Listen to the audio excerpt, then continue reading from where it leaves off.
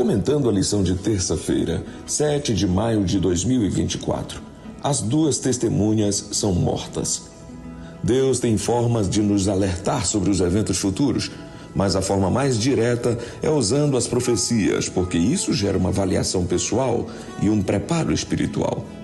A palavra de Deus sempre esteve presente no direcionamento de seus filhos, e se as pessoas que defendem a palavra forem ameaçadas e os poderes político e religioso se unirem, será preciso a intervenção divina para produzir o livramento necessário.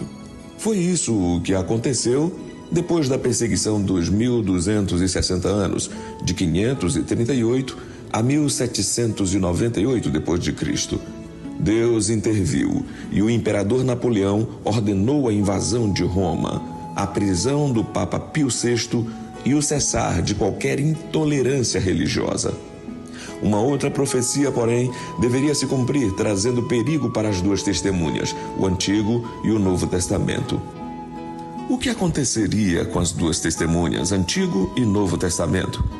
A resposta está em Apocalipse, capítulo 11, do versículo 7 até o 9. A profecia de Apocalipse 11, 7 a 9, declarou que as duas testemunhas seriam mortas e seus corpos ficariam estirados na praça da cidade por 3 dias e meio, 3 anos e meio. Isso aconteceu durante a Revolução Francesa e foi muito triste para os cristãos.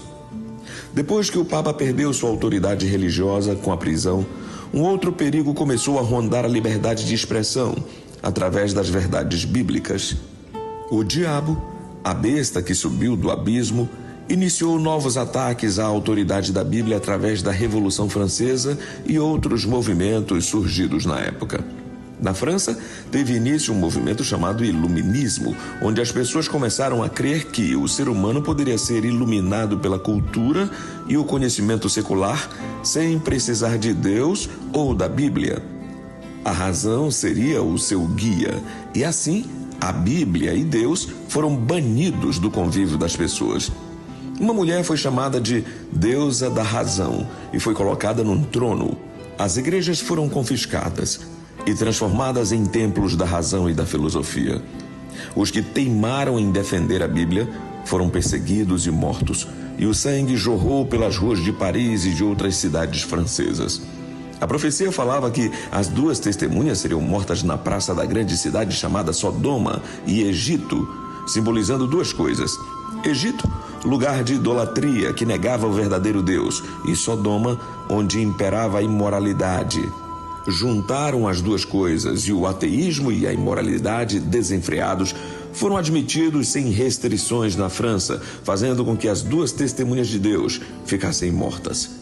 Isso durou 3 anos e meio, como dizia a profecia sobre os corpos das duas testemunhas que não seriam sepultados, e compreendeu o período iniciado com a Revolução Francesa, em 26 de novembro de 1793 até 17 de junho de 1797. No fim desse período, aconteceu a intervenção divina e o governo francês acabou com a farra e decretou o fim da religião da razão. Removeu todas as leis restritivas da liberdade religiosa para dar vida outra vez às duas testemunhas, o Antigo e o Novo Testamento. Enquanto o grande adversário faz tudo o que lhe é possível para tornar sem efeito a palavra de Deus, a verdade tende a avançar como uma lâmpada resplandecente. Livro Meditações Matinais de 1977, página 125. Na Biblioteca Nacional de Paris, encontra-se um documento bastante interessante. É uma epístola dirigida pelos cardeais ao Papa Júlio III, eleito em 1550. Contém os seguintes parágrafos: de todos os conselhos que podemos oferecer à vossa santidade, guardamos o mais importante para o último lugar. É preciso conservar a máxima vigilância sobre o assunto da leitura da Bíblia Sagrada, que devia ser permitida o menos possível, especialmente na língua comum em todos os países sobre a nossa jurisdição. Segundo o costume, leiam-se os trechos indicados na celebração da missa e não seja permitido a ninguém ler mais, pois isso cria erros doutrinários que teremos que estancar com o máximo rigor.